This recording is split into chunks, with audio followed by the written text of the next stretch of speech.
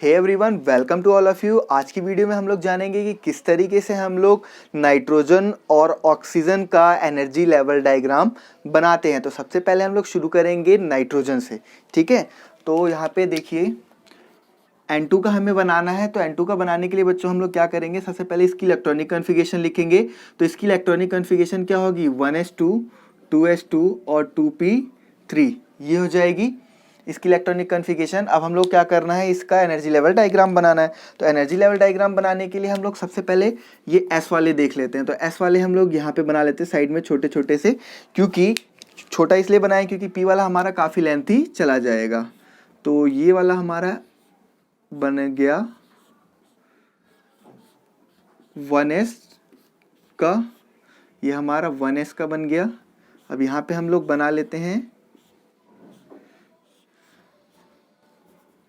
ये हमारा हो गया 2s का, ठीक है, 1s और 2s। अब इस उसके बाद बात करते हैं p की। तो 1s 2s में तो दो दो इलेक्ट्रॉन है, तो यहाँ पे हम लोग असाइन कर देंगे nitrogen nitrogen nitrogen, atomic orbital हो गया। अब इलेक्ट्रॉन फिल करोगे तो 1s में कितने आएंगे बच्चों, दो इलेक्ट्रॉन आएंगे। तो क्या करेंगे, 1 2 है ना, और यहाँ पे 1 2, यहाँ पे इसको 1s दे दो, यहाँ पे 2s, ठीक। वैसे 2s ऊपर लिखो क्योंकि क्या होता है, सबसे पहले 1s भरेगा। तो आप सबसे नीचे 1s बनाओगे, देन उसके ऊपर 2s, सबसे ऊपर 2p, ठीक है। तो इसके अंदर इलेक्ट्रॉन हमारे चारों फिल हो गए। तो इस तरीके से ये कुछ फिल होगा। टोटल 4 है तो 4 हो गया, यहाँ पे भी 4 है तो 1 2 3 4। s और p तो मतलब s वाले ऑर्बिटल तो सिंपली हमने फिल कर लिए, जो कि हम लोग पहले ही सीख कर आ चुके हैं। बात आती है कि p ऑर्बिटल किस तरीके से बनेगा। तो p ऑर्बिटल इसका जो बनता है उसमें थोड़ा सा ध्यान रखना है हम लोगों को। वो ध्यान ये रखना है, देखिए 1 2 1 2, यहाँ पे एक रेशियो चलता है 1 2 1 2 का, 1 2 1 2 का रेशियो चलता है। हमें वो चीज़ ध्यान रखनी है, ठीक है। नाइट्रोजन के केस में कभी भी बच्चों नाइट्रोजन केस आया तो आप वहाँ पे 1 2 1 2 का रेशियो लगाओगे, यानी कि 1 2 1 2। और ऑक्सीजन का केस आया तो 1 2 2 1, मीन्स ऊपर एक बॉक्स आएगा, देन नीचे दो बॉक्स, यहाँ पे भी दो बॉक्स, देन 1 1 2 2 1। ऑक्सीजन के केस में, नाइट्रोजन केस में 1 2 1 2, इस तरीके से करके। अब हमें यहाँ पे p ऑर्बिटल बना लेना है। p ऑर्बिटल में कितने बॉक्सेस बनेंगे, 3 बनेंगे। यहाँ पे भी हमारे कितने बनेंगे, टोटल 3 बनेंगे, ठीक है। नाइट्रोजन की बात हम लोग कर रहे हैं, तो ये हमारा कौन सा है, 2p है। टोटल p में कितने इलेक्ट्रॉन है, 3 है। तो यहाँ पे आप असाइन कर दीजिए n n। तो p में 3 है, 1 2 3। यहाँ पे भी कितना, 1 2 3 आ जाएगा। टोटल कितने इलेक्ट्रॉन हुए बच्चों, 6 हुए। यहाँ पे मॉलिक्यूलर बॉन्डिंग में भरो, 1 2 3 4 5 और 6, 6 के 6 इलेक्ट्रॉन आ गए।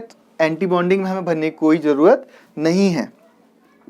बॉन्ड ऑर्डर यहाँ पे निकालोगे तो कैसे आएगा बॉन्ड ऑर्डर, देखो सबसे पहले क्या करते हैं, half number of bonding. Bonding में कितने हैं, 1 2 3 4 5 6 7 8, 8 हैं। एंटी बॉन्डिंग में 1 2 3 4, यहाँ पे कोई नहीं है एंटी बॉन्डिंग में, तो कोई ज़रूरत नहीं है लिखने की। तो हाफ 8 - 4 यानी कि 4, कट करोगे तो कितना आंसर आएगा, 2, यानी कि बॉन्ड ऑर्डर 2 आया। मीन्स इसका जो बॉन्ड ऑर्डर है वो कितना आया, 2। 8 - 4, सॉरी कुछ गलत हो गया यहाँ पे, एक बार देखो।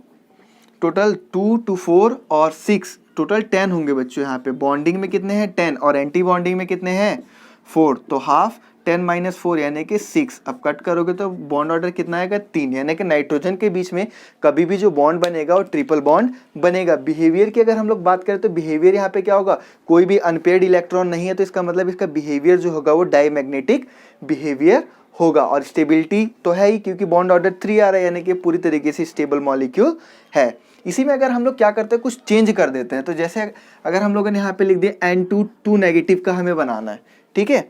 बाकी तो सब सेम रहेगा, 2 नेगेटिव का बनाना है तो 2 इलेक्ट्रॉन जाएंगे भाई।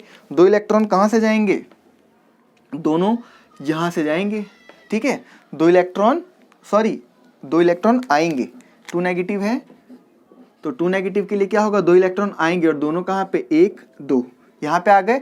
अब यहाँ पे देखो बच्चों कितना टोटल, 2 2 4 5 6 7 8 8 हैं और यहाँ पे हमारे पास कितने हैं मॉलिक्यूलर बॉन्डिंग में, 6 ही हैं। तो 2 हमारे कहाँ चले जाएंगे, एंटी बॉन्डिंग में चले जाएंगे। अब इसका बॉन्ड ऑर्डर निकालो कितना आएगा, टोटल बॉन्डिंग में तो 10 ही हैं लेकिन एंटी बॉन्डिंग में यहाँ पे कितने हो गए, अब 4 से 6 हो गए।